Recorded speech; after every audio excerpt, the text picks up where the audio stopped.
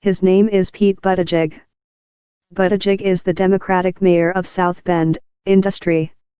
He was 29 when he won that office in 2012. Now he's 37.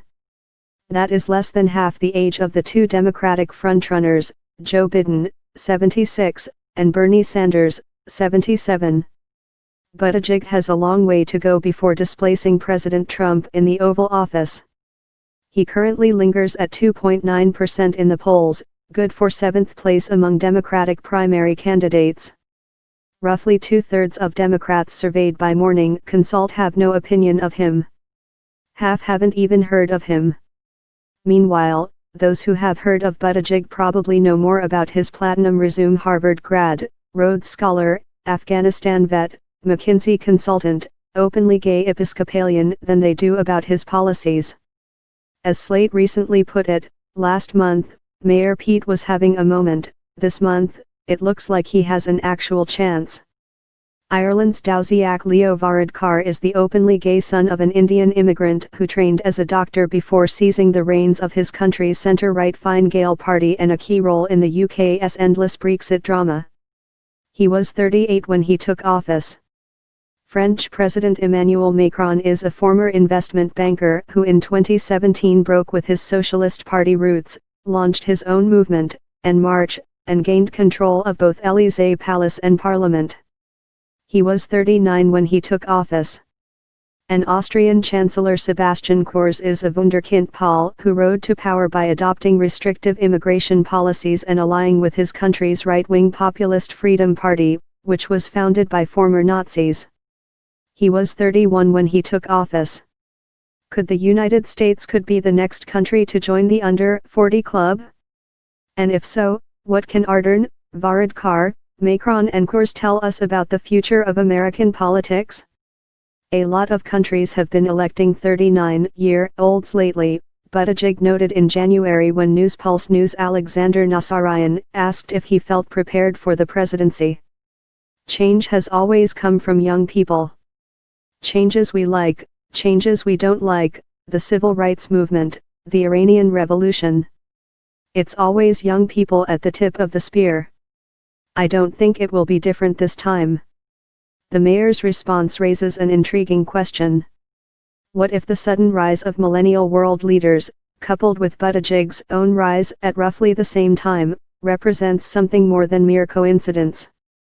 Any exercise in generational essentialism, any attempt to say all millennials are like this or all younger leaders are like that is foolish, especially when you're talking about figures as dissimilar as Ardern, Varadkar, Macron, and Kurz. But look closely at their paths to power and styles of persuasion, and a few common threads stand out. It's almost as if it's easier for younger leaders, formed by fresher forces than their predecessors, to see conventional wisdom for what it is, merely conventional, and not necessarily all that wise. When Macron abandoned France's existing party structure and the ideological extremes it embodied, when Kurz contained the far right by co-opting some of its positions, upsetting much of the rest of Europe, when Varadkar, at that time the Minister for Health, came out in the midst of Ireland's referendum on legalizing same-sex marriage, a political risk in a country where being gay was illegal until 1993, according to Time each was making the kind of outside-the-box moves that might not have occurred to more senior politicians. This instinct to disregard convention often leads, in turn, to policy decisions that might have been considered not just unconventional but downright radical only a few years ago. Macron, for instance, has been hell-bent on breaking old rules in France, reports the Daily Beast's Christopher Dickey, ramming through changes to the labor code and pushing through changes to France's often chaotic and self-contradictory immigration laws. Likewise, Kurz's government has pushed tougher controls on immigration, a crackdown on benefits for foreigners, action against parallel societies, including a ban on girls wearing headscarves in kindergarten, and the closure of mosques accused of abusing laws prohibiting the foreign financing of religious communities, according to the Financial Times. Kurz may believe in harder borders and a stronger national identity, for instance, but he also believes in the European Union, unlike the reactionary populists currently threatening the cohesion of the continent. Kors couldn't have seemed further from the Trumpian stereotype, Time reported in 2018. He is cordial. He is modest. He listens. Ardern speaks frequently of empathy and kindness. Macron describes himself as a beacon of the radical center, and the buzzwords among his advisors are efficiency, pragmatism, and results, according to Dickey. He is young and represents the rising generation, but he is also an older person's idea of what a young person should be. He doesn't sound like an angry revolutionary. He squares a lot of circles. He eschews grand ideological conflict and deftly detaches progressive policy positions from the culture war. He offers change without Sturm und Drang. Buttigieg goes on to explain that pragmatism and centrist incrementalism don't just differ politically. The distinction is also substantive. It turns out that when you follow facts where they lead, it often takes you to places that are fairly radical, he says. Think about the structural problems in our democracy. I would argue that it's pragmatic to point out that the US has the wrong number of states and we should totally get rid of the Electoral College. To me that's pragmatic even if it requires a constitutional amendment, which makes it bold. Or take Medicare for all, Buttigieg continues. What's not pragmatic about that?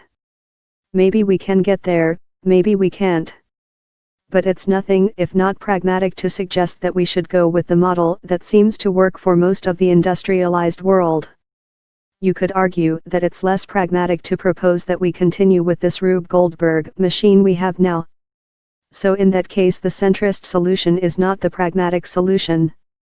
But how do you communicate this kind of subtle distinction in such a crowded, overheated primary? Nassarian wonders.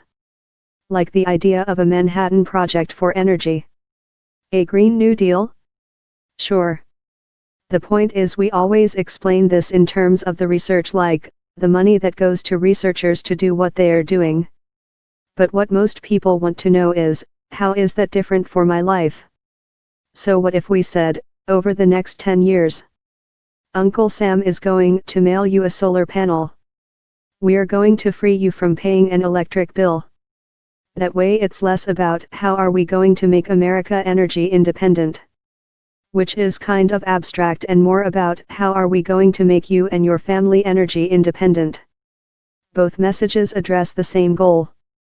But one of them is much more obvious in terms of what it means to me. That's the language that we need to recover, Buttigieg concludes. If we are good at that, it just might cut through. Everybody else is going to sound like everybody else. It will be the idiom of cable. It will be idiom of Congress. And it's not the idiom of where I live. Over the intervening months, Buttigieg's MO, his assumption questioning, radical yet rational millennial style, has led him to some pretty interesting places politically.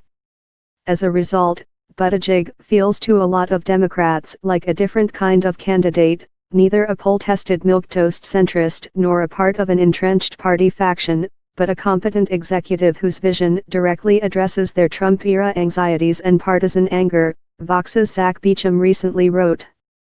At the same time, a number of conservatives have shown a growing interest in Buttigieg and at times offered positive remarks about the Democratic presidential candidate, notes Politico.